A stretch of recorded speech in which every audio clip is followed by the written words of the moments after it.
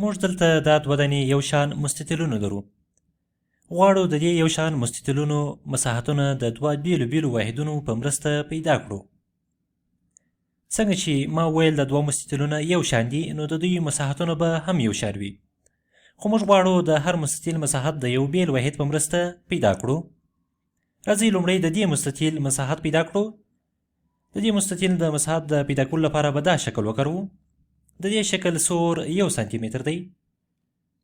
1 سانتي متر. او همداسې د دې شکل جګوالی هم 1 سانتي متر دی.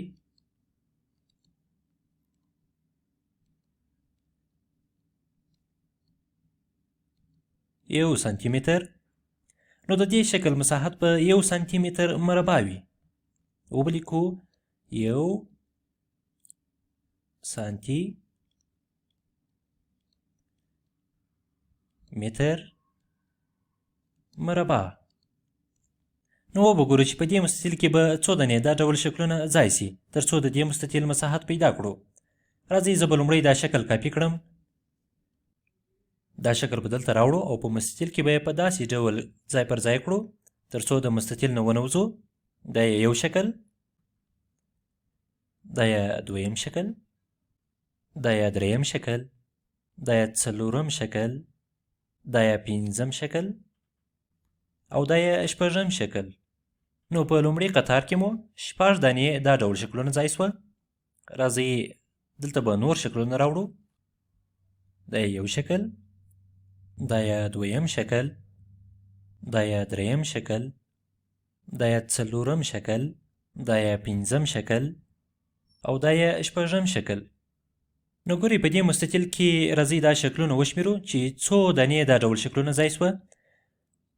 1 2 3 4 5 6 7 8 9 10 11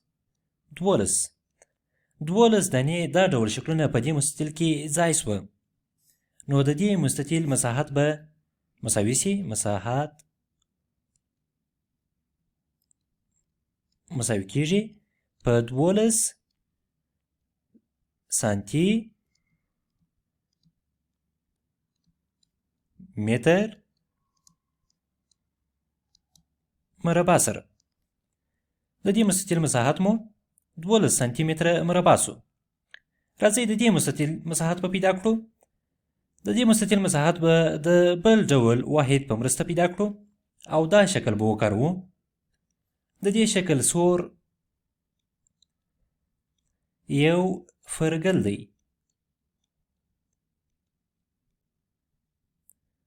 تاسو به فکر کوئ چې فرګل څه ډول واحد دی. فرګل کوم اساسي واحد نه دی.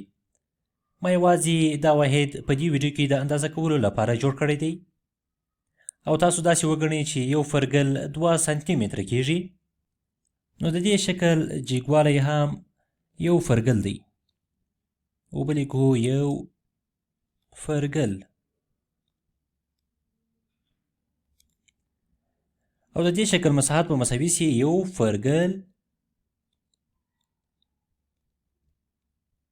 فرګل مربع. نو راځئ وګورو چې په دې مستطیل کې به څو دانې دا ډول شکلونه ځای سي. زه به لومړی دا کاپي کړم. دا یو شکل، دا دویم شکل او دا دریم شکل. په دې مستطیل کې 3 دانې دا ډول شکلونه ځای سوه. نو د دې مستطیل مساحت به مساوي سي. مساحت به مساوي سي په 3 فرګل مربع سره.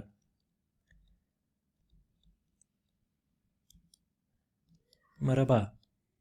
موږ مخکې ویلي وه چې دا دواړه مستطیلونه یو شان دي، نو د دوی مساحتونه به هم یو شان وي. دلته 12 دانې دا ډول شکلونه ځای سوه او دلته 3 دانې دا ډول شکلونه ځای سوه. د دې مستطیل مساحت 12 سانتي متر مربع او د دې مستطیل مساحت 3 فرګل مربع. نو تاسو فکر وکړئ چې څو سانتي متره به یو فرګل وي.